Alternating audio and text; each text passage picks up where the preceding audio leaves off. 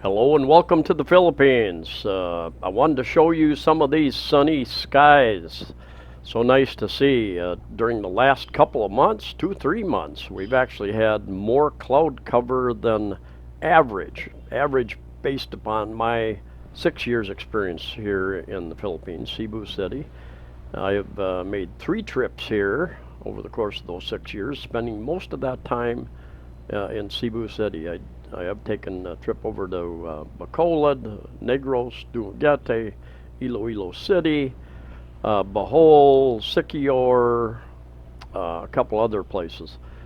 But I tell you, we've had a rainier, wetter season than normal. We're just coming out of officially.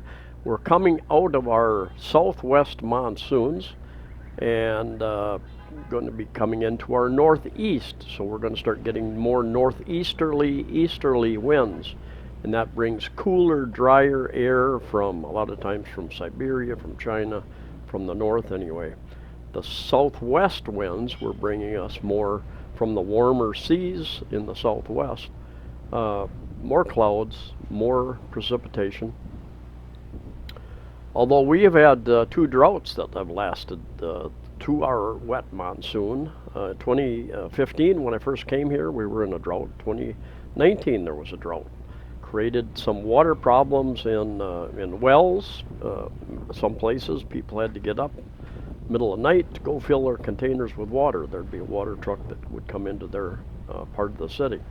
I did not have those kind of issues, but I have experienced it traveling around Bohol a couple of years ago on a motorbike for a week.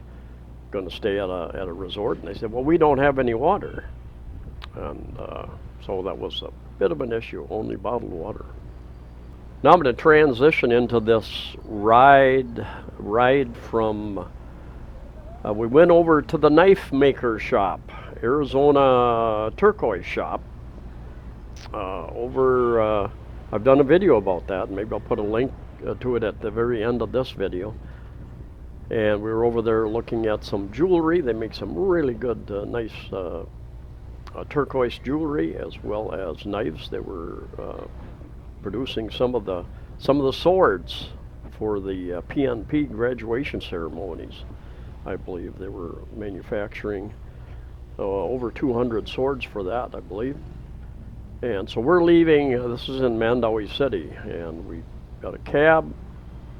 And we're kind of taking some back roads here. He knows the back roads, which is just fine. Notice this truck is single axle tractor. I would guess in this part of the Philippines at least, 90% of the trucks are single axle. The reason being they wouldn't be able to make a lot of these corners, make a lot of deliveries. You'd have to use smaller vehicles if you did not have single axle. Now at the port where they bring containers in and out, there is a scale there, a truck scale, and trucks get weighed in and out. Of course, you have to know how much weight you're putting on those container ships. And other ferries, the roll-on, roll-off ferries, the ro-ro ferries. I suspect the axle weight, because the axle weight, these containers can get pretty heavy. There's axle limits on trucks, and I suspect that they're over that limit many times. But without that single axle, if they had double axle, some trucks in the U.S. around the world have triple axles, or even I've seen big heavy haulers that have over 100 tires on the trailer part in order to spread the weight out there. Anyway, I'm going to discuss a little bit about life in the Philippines, a little bit about Filipino life, and whatever else comes to my mind here in these next few minutes. Cebu, you can feel like you're in the province just by going to a different part of a town or a city. A province, every place is in a province. The Philippines is broken up into regions and provinces. Cities, towns, barangays, which are villages, but the term province generally means country outside of the big city. People say, well, go to the province, find a girl in the province. They haven't been subjected to city life, and they they won't be as materialistic, that type of thing. And you'll hear that term a lot. Go to the province. What province are you from? I often ask people. Taxi drivers, funny. Occasionally, I'll say, what is your province? Provincia. And the taxi driver doesn't hear me clearly, doesn't understand. I don't have a problem. Or the one the other day, he said, no customers, that's the problem. So I have to clarify, what province are you from? That's one of the issues. I think there's a saying from way back, the British, was it the British and the Americans from the USA, were separated by a common language.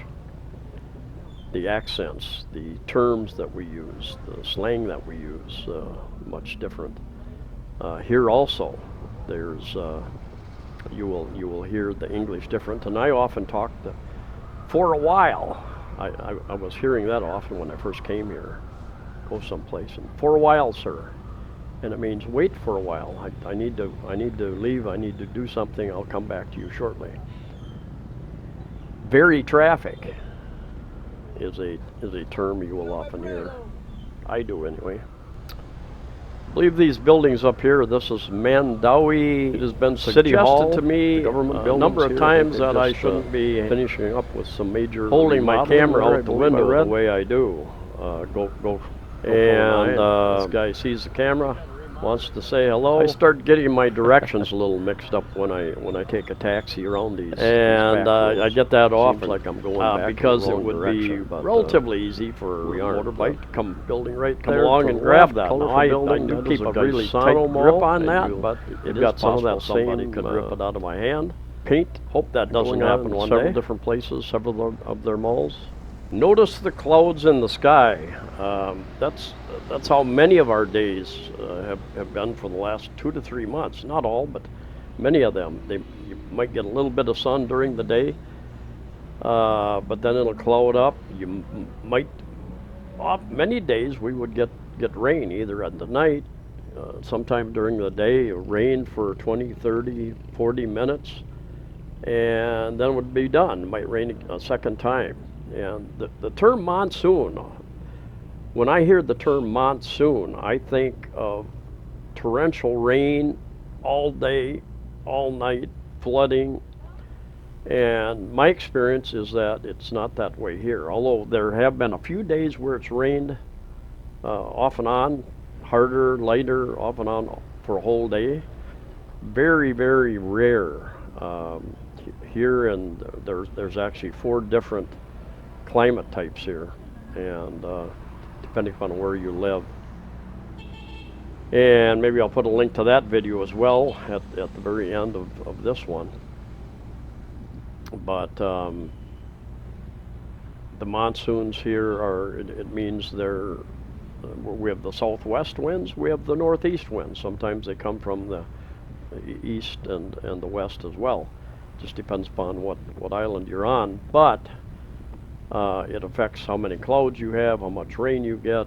We're also going into another pattern of La Nina, what's called La Nina, where I think they're expecting another 4 to 6 tropical storms, perhaps typhoons, that will make landfall yet this year, here being the middle of October 2021.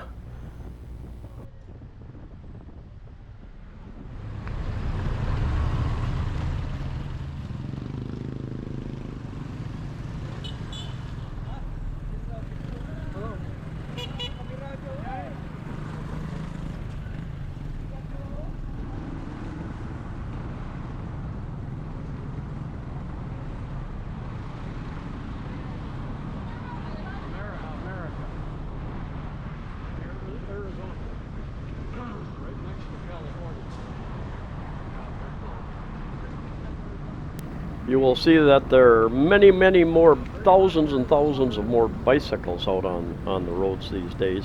It's because during this crisis that's lasted already 18 months, about a year or so ago, well, for a long time, there was no public transportation, zero virtually, and companies had to transport their workers to work. People walked to work for hours and hours. A number of different ways they got to work, if they were lucky even to have work during those times when all the non-essential businesses were closed. But at some point they started running a few buses, never enough, but people started buying bicycles. They were allowed to bicycle or to walk, but there was little in the way of public transportation. So you're seeing thousands and thousands of more bicycles. Some areas they've got some bike lanes painted, but this is a very crowded country, the cities, and there's not enough space for many lanes. And what you'll find is that if there's 2 lanes, they will make 3 or 4 lanes out of them, and they will try to share the lanes, and people will pass you on both sides if you're ever driving. Don't be surprised. Don't make any quick moves without really double checking. People will pass you on either side. And even if you're going to make a right-hand turn up here, and you've got your signals on, somebody will come up along the side of you, even though they're planning on going straight through. And so be aware. As far as living, pretty much life goes on. There are a few stores that have signs out. No one under 18 or over 65 allowed to shop. Grocery stores even. But as far as I know, I don't think anyone is enforcing that. There was, maybe a year ago, I had a store. Well, Robinson Supermarket wouldn't let me in one time, and so I just never went back. And I think there was another store. They asked for my ID, and one time they asked how old I was, and I was honest, and but they let me in. They didn't make an issue out of it. Maybe I'm not sure what. I looked like I was healthy, or whatever the reason was. Now I say that at the risk of alerting authorities or somebody who will insist that these places start enforcing silly little rules like that. One of the healthiest places to be is outdoors, where there is, that's the science, where there is fresh air, or at least there's moving air, rather than being inside an enclosed place such as your home or some business. Life goes on for many Filipinos. They are survivors. They remain optimistic and friendly, amazingly so. And they go on with their life as best they can. There are some areas that are more strict in their implementation of lockdowns and restrictions, requirements.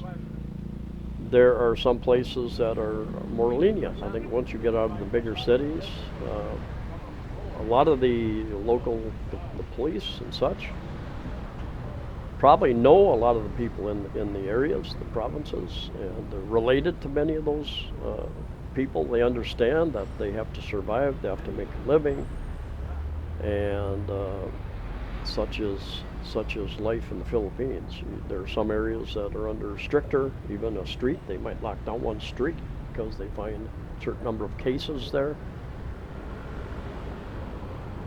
But here in Cebu province, which includes this long Cebu Island, as well as Bantayan Island, Malapascua Island, Camotes Islands, I might be forgetting one, but anyway, we can pretty much travel. We can travel without PCR tests, for a negative PCR test, for instance, that sort of thing. There are a few businesses that are requiring a vaccine card to get in. Just don't give them any more business anymore. Discriminating against even those who have natural immunity, which is tens of millions of Filipinos. No doubt have already had the virus, recovered from the virus, have natural immunity.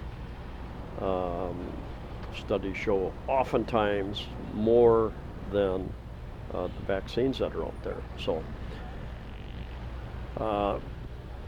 it's not right to discriminate that way. So anyway, we can move around a bit at this point in time. Things are loosening up a little bit by bit. You know what you read in the newspapers, the news, the official line, and what reality is often aren't the same. Just depends upon where you're at, where you're going. There's a big question about what the future will hold, what will be required to travel. Now in Thailand for some time, you've been required to have insurance, and that would include the virus, insurance for the virus, health insurance. I think in Cambodia, you've got to put a deposit of $2,000 or $3,000 down, U.S. equivalent, to cover any medical expenses. Will we see that in countries like the Philippines in the future as they open up? Who knows? I see there are more and more protests around the world against mandates for vaccines. You're going to lose your job. You can't go into get a medical procedure done unless you're fully vaccinated. Leaving out those with negative tests, leaving out those with natural immunity who have recovered. More and more protests. I think it was the French Canadians, Quebec or Toronto. They have backed down, and they have backed off. They said October 18th, everybody had to be, or they'd be fired without pay. And now they've put it to November 18th. But I think these protests are going to grow and grow and grow and grow around the world. And anyway, we'll see what happens. I've found that my GoPro 9 doesn't record my videos in chronological order sometimes. Some of you who know the city know that this jumped from Cebu City back to Mandaue City, back to Cebu City. And I didn't catch it. I usually catch it and put them in their proper order, but this time I didn't. But anyway, I appreciate you. If you made it this long, I really appreciate you coming along and sticking with me. Once you start talking about issues and stuff, 10, 15, 20 minutes is almost no time at all. And this is Cabahog Street. I'm going to run into Ayala Mall up here. Anyway, I'm gonna end it about here. So stay safe, stay healthy, safe travels for those of you who can, and I'll see you next time.